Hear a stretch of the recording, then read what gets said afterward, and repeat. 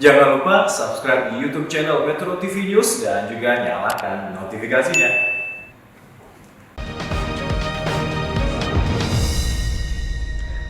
Pemirsa, pada pemilu 2019, Partai Demokrat memperoleh sekitar 10,8 juta suara rakyat dan menjadi urutan ke-6 jumlah perwakilan di DPR. Hal ini membuat partai besutan SBY perlu memikirkan upaya keras dan tepat agar kembali meraih kejayaan partai di tahun-tahun sebelumnya. Partai Demokrat yang kini dipimpin oleh Ketua Umum AHY menegaskan kepada para kader untuk menatap pemilu 2024. AHY mengajak para kader untuk bertindak seperti kuda hitam yang tak diperhitungkan tapi bisa memenangkan pertandingan. Apa strategi Partai Demokrat menatap 2024 dan siapa capres yang bakal diusung? Sudah hadir bersama saya di sini Agus Harimurti Yudhoyono. Mas AHY, apa kabar Mas? Baik, apa kabar Mbak Sylvia? Kabar baik juga, sehat ya Mas Agus ya. Mas Agus, Partai Demokrat yang sekarang itu partai yang seperti apa sih Mas? Partai Demokrat, kalau saya boleh menyampaikan kepada publik, menjadi semakin dewasa. Kita juga ingin terus menjadi partai yang memperjuangkan harapan rakyat. Kita kokoh pada jati diri sebagai partai nasionalis religius, artinya kita berusaha untuk mencegah polarisasi dan perpecahan di antara bangsa akibat politik, tetapi secara bersamaan kita juga memberikan ruang seluas-luasnya kepada seluruh elemen bangsa, terutama generasi muda. Saya sendiri bersyukur karena terbilang relatif muda untuk bisa memimpin sebuah partai politik.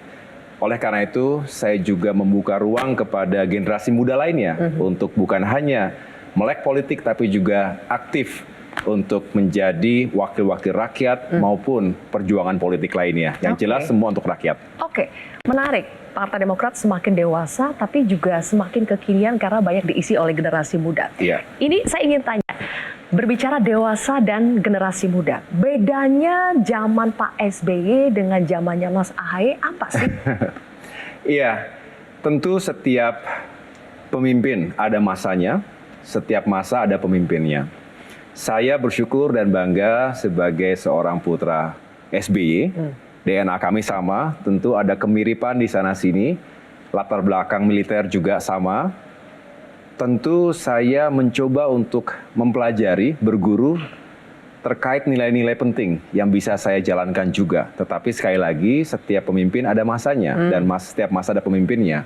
Oleh karena itu, saya memotret bahwa tantangan hari ini dan ke depan, ketika kita tahu juga dunia semakin dinamis, penuh dengan ketidakpastian, Indonesia hari ini juga mengalami berbagai dinamika dan juga permasalahan yang harus kita hadapi bersama.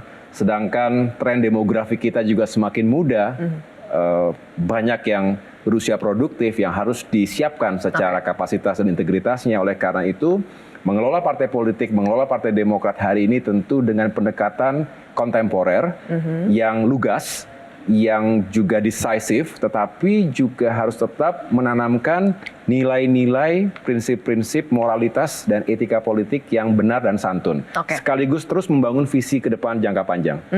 Oke, tapi kalau boleh dikonkretkan melalui berapa kata, berapa karakter gitu ya, bedanya SBY dan AHY dalam memimpin Demokrat apa Mas Agus? Mungkin saya bisa melihat dari pengambilan keputusan.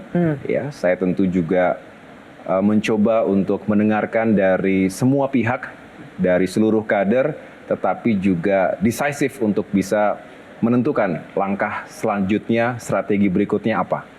Ini yang saya tunjukkan juga ketika memimpin Partai Demokrat dalam menghadapi rongrongan KLB yang dilakukan oleh Pak Muldoko dengan kelompoknya ketika itu. Saya mengatakan, di bawah AHY kita ingin Demokrat kompak dan solid.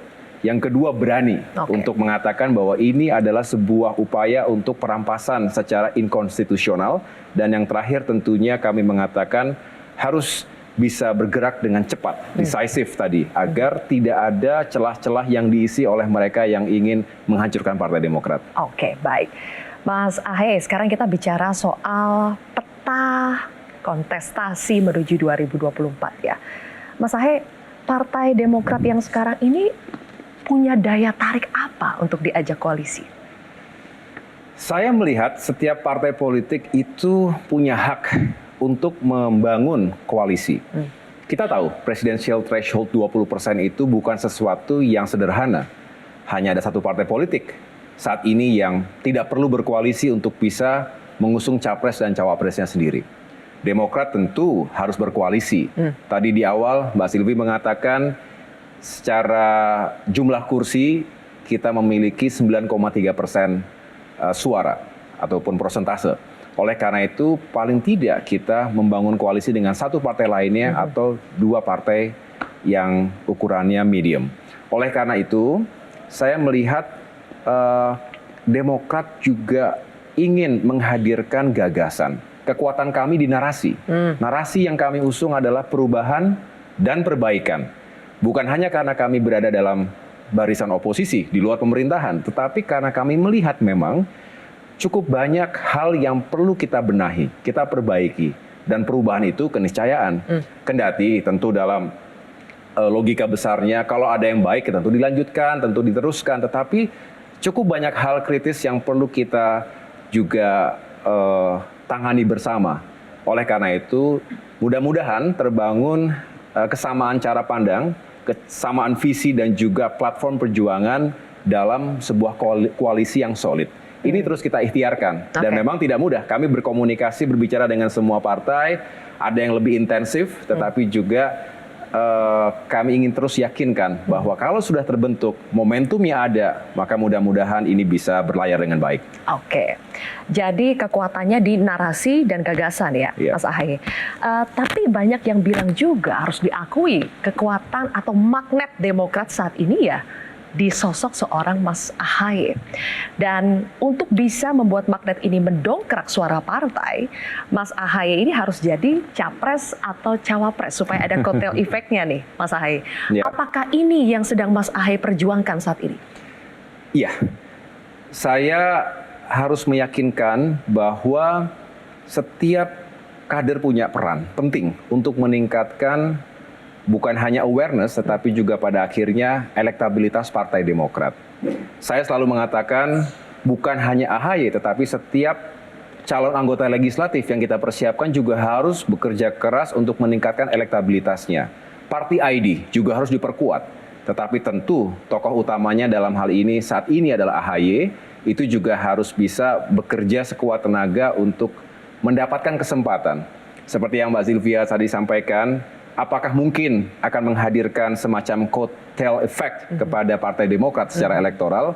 Ya itu harus diuji. Tetapi paling tidak, kalau kita fokus untuk membangun koalisi ini dan harapannya ada dampak secara positif terhadap suara Partai Demokrat termasuk dalam pemilihan anggota legislatif, itulah yang ideal kita harapkan. Saya yakin semua partai juga akan melakukan hal serupa.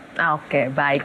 Kita sudah mulai masuk menjalin koalisinya seperti apa, tapi kita harus jeda dulu. Pemirsa, kami akan ulas lebih jauh bagaimana jalan Demokrat dalam membangun koalisi dan tentu saja ambisi AHY untuk menjadi capres atau cawapres di 2024. Sesaat lagi.